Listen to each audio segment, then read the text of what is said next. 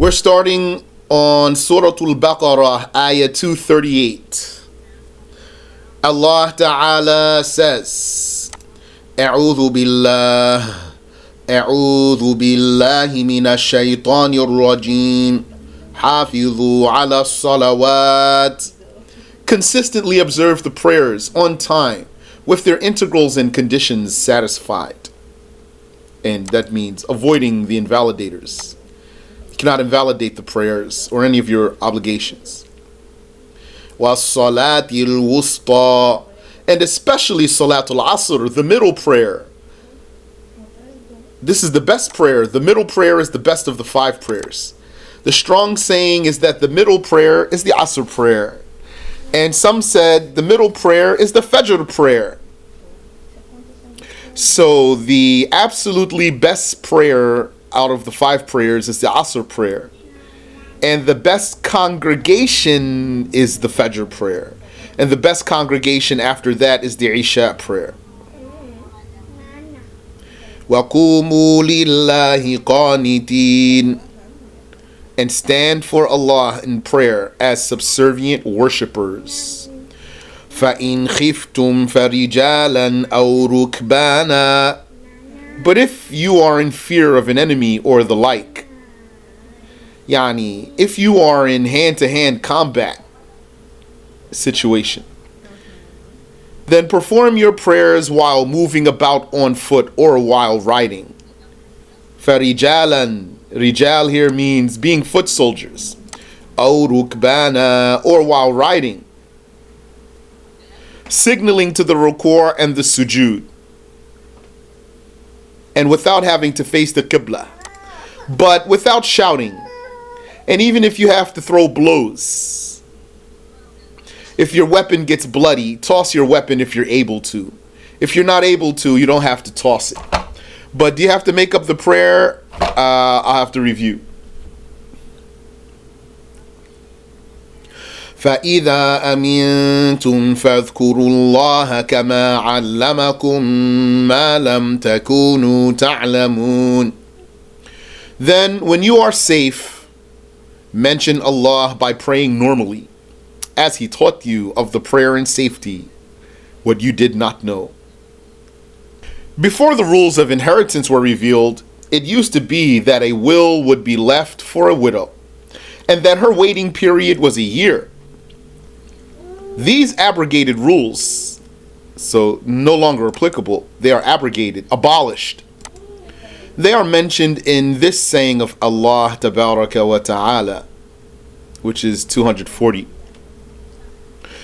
وَالَّذِينَ يُتَوَفَّوْنَ مِنكُمْ وَيَذَرُونَ أَزْوَاجًا وَصِيَّةً لِأَزْوَاجِهِمْ مَتَاعًا إِلَى الْحَوْلِ غَيْرَ إِخْرَاجٍ. And those who die among you and leave wives, let them leave a will for their wives, maintenance of food, clothing, and shelter for a year without eviction. So for a year, that's the former iddah of a widow. Now the iddah of a widow is 4 months and 10 days, as we already recited. So this surah, Surah Al-Baqarah, contains both verses. The verse that has the prior rule and the verse that has the former rule. Where's the verse that has the former rule? Here we are on ayah 240. And let's see, where's the other one? Here, ayah 234. وَالَّذِينَ يُتَوَفَّوْنَ مِنكُمْ وَيَذَرُونَ أَزْوَاجًا يَتَرَبَّصُ بِأَنفُسِهِنَّ أَرْبَعَةَ أَشْهُرٍ وَعَشْرًا. And those who die among you and leave wives, yani, they left widows behind, those wives must keep themselves in waiting for 4 lunar months and 10 days. So now here we are. والذين يتوفون منكم ويذرون أزواجا وصية لأزواجهم متاعا إلى الحول غير إخراج. And those who die among you and leave wives, let them leave a will for their wives, maintenance of food, clothing, and shelter for a year without eviction. فَإِنْ خَرَجْنَ فَلَا جُنَاحَ عَلَيْكُمْ فِيمَا فَعَلْنَ فِي أَنفُسِهِنَّ مِن مَّعْرُوفٍ. Then if they go out after a year, there is no sin on you, you heirs of the dead, for whatever beautification and subjecting themselves to proposers that they have done for themselves in compliance with the sacred law. Wallahu azizun hakim. And Allah is undefeated in His dominion, wise in His doings. وَلِلْمُطَلَّقَاتِ مَتَاعٌ بِالْمَعْرُوفِ حَقًّا عَلَى الْمُتَّقِينَ. And also for the divorced women is maintenance of support during the waiting period, in conformity with the religion as a duty on the God-fearing. This is about divorced woman, not about widow. What we were saying is abrogated is about the widow, her iddah being a year. As for a divorced woman, it's still obligatory on the man who divorced her to support her during her iddah. When she's in her iddah, then either she's returnable or not. If she's a returnable wife, so he only divorced her once or twice, and he can still return her to the marriage, then it is obligatory on him to support her fully, like a wife that he never even divorced. His support of her is not dropped on any level if she's still returnable. But if she's not returnable, so he divorced her thrice, or they did khula', then he only has to provide shelter for her. Unless she's pregnant. If she's pregnant, then he has to provide for her shelter and food. Some said the food's only for the baby. Some said no, not only for the baby. Baby here means the fetus, the unborn baby. Yes, khula', the khula'. You know the khula'? Khula' is when the woman pays to be released from the marriage. So by virtue of her paying, then he cannot return her. So she's unreturnable if they do khula'. It's clear? He says, so does it come under the same judgment of divorce 3 times? If he divorces her 3 times, then she's unreturnable. Or if they did khula', then she's unreturnable. They can do a new marriage contract though if they did khula', but he can't return her. Ameen wa fikum. كَذَلِكَ يُبَيِّنُ اللَّهُ لَكُمْ آيَاتِهِ لَعَلَّكُمْ تَعْقِلُونَ. Like what was previously mentioned has been clarified for you, thus does Allah clarify for you His verses, so that you may use your minds and ponder. Isa raised your hand. Naam, Sheikh. Assalamu alaikum. Wa alaikum assalam. I just wanted to clarify something. So, in the situation of the khula', you had mentioned he can't take her back, but they can do a new marriage contract. Yes. That new marriage contract, the wife, the man only has still 2 more marriages with her, right? Like if he that depends on if they take the saying that khula' is a divorce or not. If they go by the saying that it's a divorce, which is the strong saying in the Shafi'i school, then it will count against his divorces. If they don't take the saying that it's a divorce, then it will not count against his divorces. MashaAllah. Barakallahu feekum, Shaykh. Ameen wa fikum. ألم تر إلى الذين خرجوا من ديارهم وهم ألوف حذر الموت ألم تر إلى الذين خرجوا من ديارهم وهم ألوف حذر الموت. Have you not known those Israelites who went forth from their homes while they were thousands? Yani, they went forth from their homes in the thousands for fear of death. It was said that they fled their lands because of the plague that befell them. And it was said that they were summoned by their king to fight, so they fled. فَقَالَ لَهُمُ اللَّهُ مُوتُوا. Then Allah said to them, die. So they all died at once. So here Allah said to them, die. That means by His eternal speech He commanded for them to die at the time in which they died. And He didn't in time say die like a creation says die. His speech is beginningless and unchanging. It wasn't a new speech that happened to Him one day and then He said on that particular day, die, because that would be created. ثُمَّ أَحْيَاهُمْ. Then He resurrected them by the supplication of their prophet Ezekiel. Do you know about those, O Muhammad? And the Christians believe in this. They believe that Ezekiel resurrected, I don't know if they say thousands of people, but even Jesus didn't resurrect thousands of people. Alayhi salatu wassalam.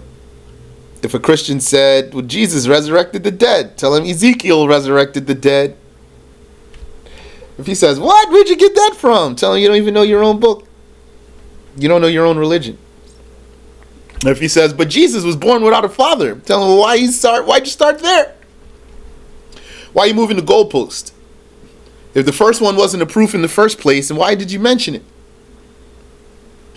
إِنَّ اللَّهَ لَذُو فَضْلٍ عَلَى النَّاسِ وَلَكِنَّ أَكْثَرَ النَّاسِ لَا يَشْكُرُونَ. Surely, Allah is certainly possessor of generosity over the people by resurrecting those and granting them insight. But most people, the blasphemers, are not grateful about that. Yeah, probably I will post this, inshallah ta'ala. But take notes now. Why delay yourself? What if you don't get the chance to take the notes later? Allah ta'ala says, وَسَارِعُوا وَسَارِعُوا. Rush to do the good deeds. Don't delay yourself. You might not get another chance. وَقَاتِلُوا فِي سَبِيلِ اللَّهِ وَاعْلَمُوا أَنَّ اللَّهَ سَمِيعٌ عَلِيمٌ. And fight in the way of Allah, and know that Allah is hearer of those who fall back and those who go forward, knower of what they keep to themselves. مَنْ ذَا الَّذِي يُقْرِضُ اللَّهَ قَرْضًا حَسَنًا. Who is it that shall give for the sake of Allah a charity like a loan to be repaid as reward? فَيُضَاعِفَهُ لَهُ أَضْعَافًا كَثِيرًا. So that He would multiply its reward for him by many times. So as if it's saying, who will give God a good loan? Who will give for the sake of Allah a charity that's like a loan? And what he's going to be repaid is the reward, so that Allah would multiply its reward for him by many times. وَاللَّهُ يَقْبِضُ وَيَبْسُطُ. And Allah, He constricts the sustenance and He expands it. He is the one who widens the sustenance. He is Al-Baqarah, and He is the one who constricts the sustenance. He is Al-Qabid. وَإِلَيْهِ تُرْجَعُونَ. And for His judgment you shall be returned to life. You say you didn't hear what I said? I said, take notes now. Why? Don't delay yourself, because maybe you won't get another chance. Allah Ta'ala says, وَسَارِعُوا. Rush to do the good deeds. Don't delay yourself. Many times a person says, I'll take notes later. He doesn't take them later. But I will, inshallah, put the recording out. But if you want to take notes, take your notes now so that you can do it, get it done with, and not miss it later. In fact, it's when the person, a lot of times, when the person is relying on the recording, that's the reason he's not going to take notes in the first place. أَلَمْ تَرَ إِلَى الْمَلَإِ مِنْ بَنِي إِسْرَائِيلَ مِنْ بَعْدِ مُوسَى. Do you not know about the story of the council of nobles from the children of Israel after the death of Moses? This is after the deaths of Moses and Aaron, and this is even after Joshua, who was the prophet after Moses. Aaron died before Moses. You know, Moses and Aaron were together. Aaron died first. And then Moses died. And then Joshua came after Moses. And you know, all of the prophets after Moses were not messengers until Jesus came. Moses and Aaron were the messengers who came with the sacred law. And they came with the Torah. Allah revealed it to both of them. And then all of the prophets who came after them followed their sacred law until Jesus. Jesus came with the new law. So now this story here is between Moses and Jesus. It's after Moses by some time and before David. This is after Moses and Aaron, after Joshua, before David, alayhi salatu wassalam. إذ قالوا لنبي له ابعث لنا ملكا نقاتل في سبيل الله. When they said to a prophet of theirs, who is Samuel, according to a saying. So the ayah itself doesn't mention who the prophet is that they were talking to. So some of the scholars said this is Prophet Samuel. And some said this is Joshua. No, Dawood was not a messenger. And Sulaiman was not a messenger. All of the prophets between Moses and Jesus were not messengers. That's if you define a messenger as a prophet who comes with a sacred law. If you define messenger in another way, then that's different. إذ قالوا لنبي لهم ابعث لنا ملكا نقاتل في سبيل الله. When they said to a prophet of theirs, who is Samuel, establish for us a king so that we may fight in the way of Allah, so that we may fight for the sake of Allah. That's because they were in hostile territory. Where were they? They were in Jerusalem now. So, where were they originally? They were in Egypt, the Israelites. You know how they got there. How the Israelites even got in Egypt, how they wound up in Egypt, goes back to the story of Joseph, alayhi salatu wassalam. Because the Israelites are the descendants of Israel. And Israel is a man. Originally, Israel is a man. That's Prophet Yaqub, Jacob. Jacob has another name, Israel, Israel. So they were in Palestine originally, yani what today is called Palestine. The Levant, which is part of the Levant. So the Levant is the area of Lebanon, Palestine, Jordan, Syria, and part of Turkey. So Israel himself, he was in the Levant, in the area of Palestine, alayhi salatu wassalam. Then the brothers of Yusuf threw Yusuf into the well, and then he was taken from the well to Egypt. There in Egypt, Allah Ta'ala made him the king of Egypt. And then he brought his family from the Levant to Egypt. There, their population exploded. So the Israelites became more than 1 million in Egypt. But they came under the control of the Pharaoh. Then Allah vanquished the Pharaoh. And Moses took them out of Egypt. He took them to the promised land. The promised land, which was in the Levant, also Jerusalem, the area of Jerusalem. But at the time, it was occupied by colossal tyrants. Colossal means they were giants. So they refused to fight, although Musa told them, if you go in and fight, you will win. So it shows you how weak their faith was when their messenger told them, you will win. But they wouldn't go fight. So they got lost for 40 years until the last of those who refused to fight with Moses died. And Prophet Musa had passed, and then Joshua was the one who took them into the promised land, and they vanquished the colossal tyrants and they settled there.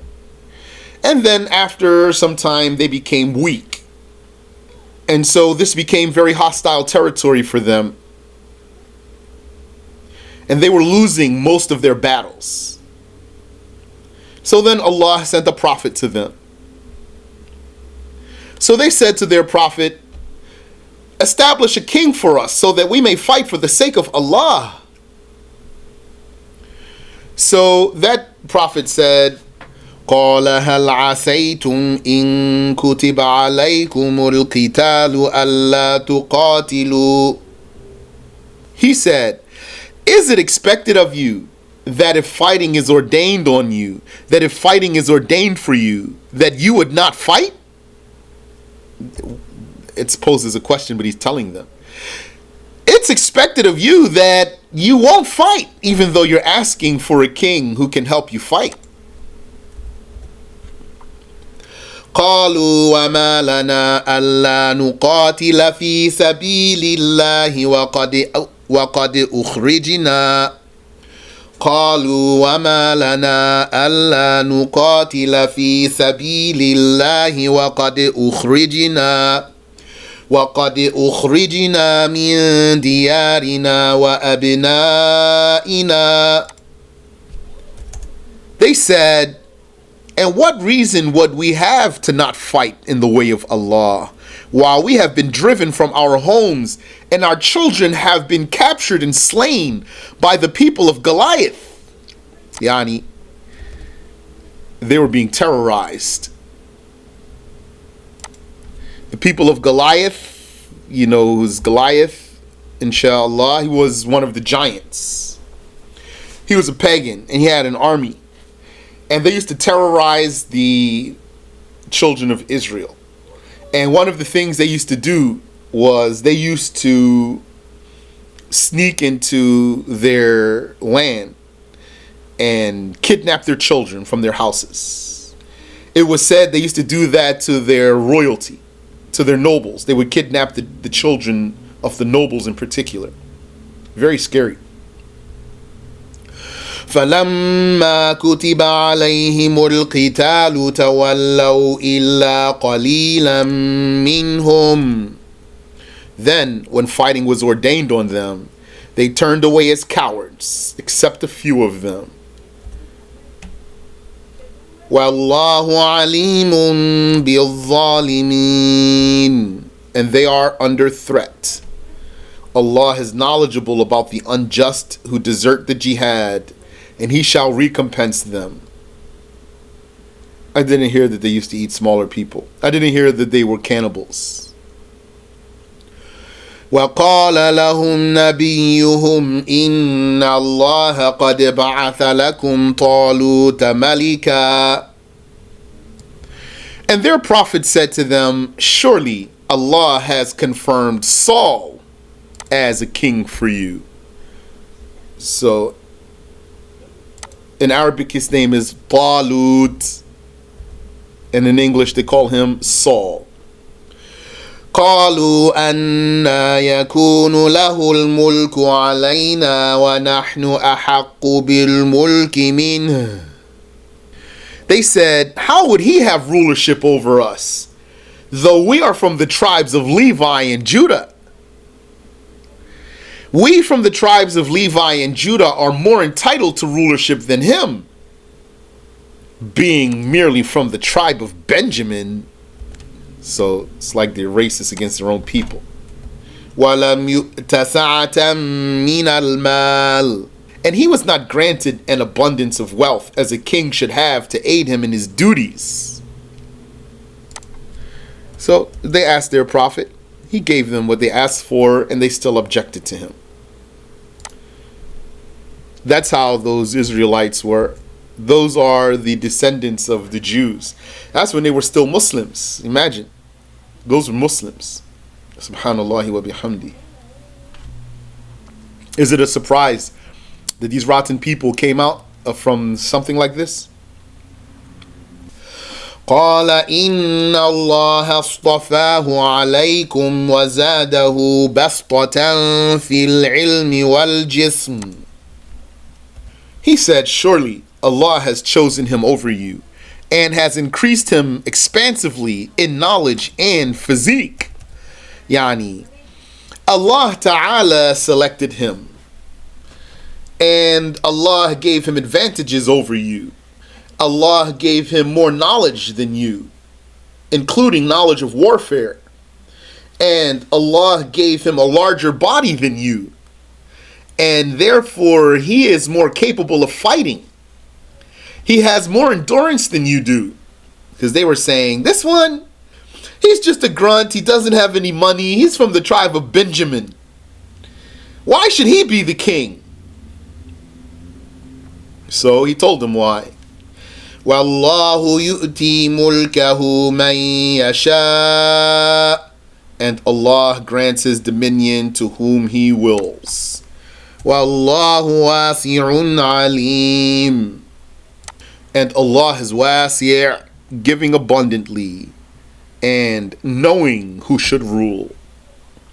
When they asked their prophet for a sign that confirms Saul's rulership, وَقَالَ لَهُمْ نَبِيُّهُمْ إِنَّ آيَةَ مُلْكِهِ أَنْ يَأْتِيَكُمُ التَّابُوتُ إِنَّ آيَةَ مُلْكِهِ أَنْ يَأْتِيَكُمُ التَّابُوتُ فِيهِ سَكِينَةٌ مِّن رَبِّكُمْ وَقَالَ لَهُمْ نَبِيُّهُمْ إِنَّ آيَةَ مُلْكِهِ أَنْ يَأْتِيَكُمُ التَّابُوتُ فِيهِ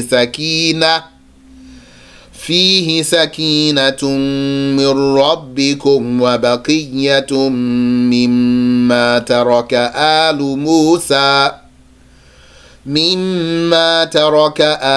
مُوسَى وَآلُ هَارُونَ.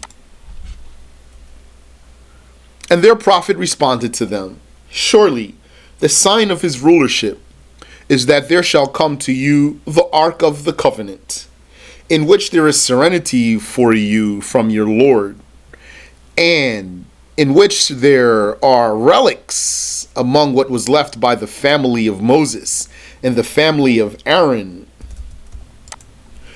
تَحْمِلُهُ الْمَلَائِكَةُ, being carried by the angels. It shall come back to you, this ark, being carried by the angels. إِنَّ فِي ذَلِكَ لَآيَةً إِنَّ فِي ذَلِكَ لَآيَةً لَكُمْ إِن كُنتُم مُؤْمِنِينَ. Surely, in that is certainly a sign for you, if you were believers. He said, can I explain the previous ayah about Allah granting dominion? Yani, Allah gives rulership to whomever He wills, whether a believer or a kafir. Allah will give dominion to a kafir if He willed. Allah will give dominion to a believer if He willed. He gives dominion to whomever He wills. So when they asked their prophet for a sign that confirms Saul's rulership, when they could have just taken his word for it since he was their prophet, their prophet responded to them, surely the sign of his rulership is that there shall come to you the Ark of the Covenant. The Ark of the Covenant was a chest. What was in this chest? فِيهِ سَكِينَةٌ مِّن رَبِّكُمْ. Well, one thing about this chest before I tell you what was in it. One thing about this chest is that they used to keep it with them when they would fight, and it would bring peace to their hearts. So they would fight while their hearts were tranquil, because this chest was in their midst, in the battlefield. And what was in this chest? وَبَقِيَّةٌ مِّمَّا تَرَكَ آلُ مُوسَى وَآلُ هَارُونَ. In it were relics among what was left by the family of Moses and the family of Aaron. It shall come back to you being carried by the angels. Well, how did they lose it? They lost it in one of their wars. They had a war against the people of Asqalan, the people of Ashkelon. And they lost that war. And during that war, they got this chest taken from them. The kuffar took it from them. And then, when their leader knew about this great defeat and how they lost the chest too, he died from grief. He was so defeated and destroyed by this that he died from grief. So they lost the covenant, the Ark of the Covenant, and their leader died, and then they just had downward spiral from there. Then Allah sent a prophet to them. So that's when they said to their prophet, establish a king for us. So Allah revealed to him, this one shall be their king, Saul. So he told them, Allah makes this one your king. So they said, him? Give us a sign that he is the one. So he told them, the sign of his rulership is that the covenant, the Ark of the Covenant that you lost, it shall come back to you, being carried by the angels. Inna fi dhalika la ayatan lakum in kuntum mu'minin. Surely in that is certainly a sign for you, if you are believers. Ameen wa feek. And so it did come back, and his rulership was settled. But they say that all of the Israelites didn't accept. They were not all unified under Saul. فَلَمَّا فَصَلَ طَالُوتُ بِالْجُنُودِ قَالَ إِنَّ اللَّهَ مُبْتَلِيكُمْ بِنَهَرٍ. Then, when Saul departed Jerusalem with the forces of 80,000 in intense heat, and they sought water from him, he said, Inna Allaha mubtalikum binahar. Surely Allah shall test you with a river between Jordan and Palestine, the river of Palestine. فَمَنْ شَرِبَ مِنْهُ فَلَيْسَ مِنِّي. Whoever drinks from it with his face, then he is not of me. He is not one of my followers. وَمَنْ لَمْ يَطْعَمْهُ فَإِنَّهُ مِنِّي إِلَّا مَنِ اغْتَرَفَ غُرْفَةً بِيَدِهِ. And whoever does not taste of it, he is surely of me. He is one of my followers, except whoever scooped a scoop with his hand and sufficed with that. He is still one of my followers. If he scoops a scoop with his hand and suffices with that, then he is still one of my followers. فَشَرِبُوا مِنْهُ إِلَّا قَلِيلًا مِنْهُمْ. Then they drank from it, and their lips blackened, and their thirst intensified. But a few of them, except a few of them. Except a few of them whose single scoop was enough for a man and his animal. Subhanallah wa bihamdi. This is the case of the believer.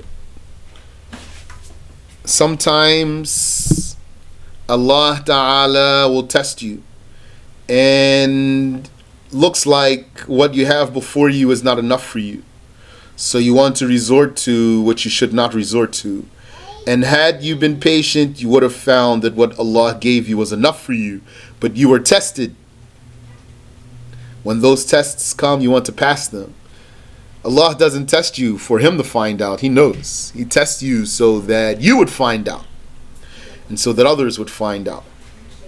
Allah tests the creations so that they would know what He already knows, to expose what He already knows. فَلَمَّا جَاوَزَهُ هُوَ وَالَّذِينَ آمَنُوا مَعَهُ قَالُوا لَا طَاقَةَ لَنَا الْيَوْمَ بِجَالُوتَ وَجُنُودِهِ. So when he crossed the river, he and those who believed with him, and he relieved the others. He relieved them of duty and sent them back. They became afraid and said, "We have no power today, no chance today against Goliath and his forces." Subhanallah. Would the believers be afraid of the pagans? May Allah protect us, maybe sometimes. قال الذين يظنون أنهم ملاقو الله كم من فئة قليلة غلبت فئة كثيرة بإذن الله. Those among them who were sure that they would die as martyrs said in encouragement, "How many a small troop has vanquished a plentiful army by Allah's permission." Wallahu ma'as sabirin. And Allah supports the patient. You said here, they didn't accept, as in they didn't believe in the sign that came, because it was said that the Israelites, they all together unified under David. They didn't all together unify under Saul. So how, I don't know. I don't have any detail there. وَلَمَّا بَرَزُوا لِجَالُوتَ وَجُنُودِهِ قَالُوا رَبَّنَا أَفْرِغْ عَلَيْنَا صَبْرًا. And when they appeared for Goliath and his forces, they said, "Our Lord, pour upon us patience." أَفْرِغْ عَلَيْنَا صَبْرًا وَثَبِّتْ أَقْدَامَنَا. And make firm our feet by strengthening our hearts for war. وَانصُرْنَا عَلَى الْقَوْمِ الْكَافِرِينَ. And support us against the unbelieving folk by putting fear into their hearts. فَهَزَمُوهُمْ بِإِذْنِ اللَّهِ. Then they defeated them by Allah's permission. وَقَتَلَ دَاوُودُ جَالُوتَ. And David slew Goliath. He shot him in the face. He had a sling. He never missed. He shot him in the face and killed him. وَآتَاهُ اللَّهُ الْمُلْكَ وَالْحِكْمَةَ وَعَلَّمَهُ مِمَّا يَشَاءُ. And Allah gave him the rulership and the wisdom. And Allah taught him of whatever He wills, like how to make mail, that's armor, and like understanding the utterance of the birds and the like. وَلَوْلَا دَفْعُ اللَّهِ النَّاسَ بَعْضَهُمْ بِبَعْضٍ لَفَسَدَتِ الْأَرْضُ. And were it not for Allah's defense of the people, His defending some of them by others, then the earth would certainly be in chaos. وَلَكِنَّ اللَّهَ ذُو فَضْلٍ عَلَى الْعَالَمِينَ. However, Allah is possessor of generosity over the creatures. Ameen wa feek. تلك آيات الله نتلوها عليك بالحق. Those are the verses of Allah that we dispatch Gabriel to you, to recite upon you in truth. وَإِنَّكَ لَمِنَ الْمُرْسَلِينَ. And surely you are certainly among the messengers. You are one of the messengers, O Muhammad, as proven by your knowing these stories without reading them in a book or hearing them from their people. I talked to a Christian once.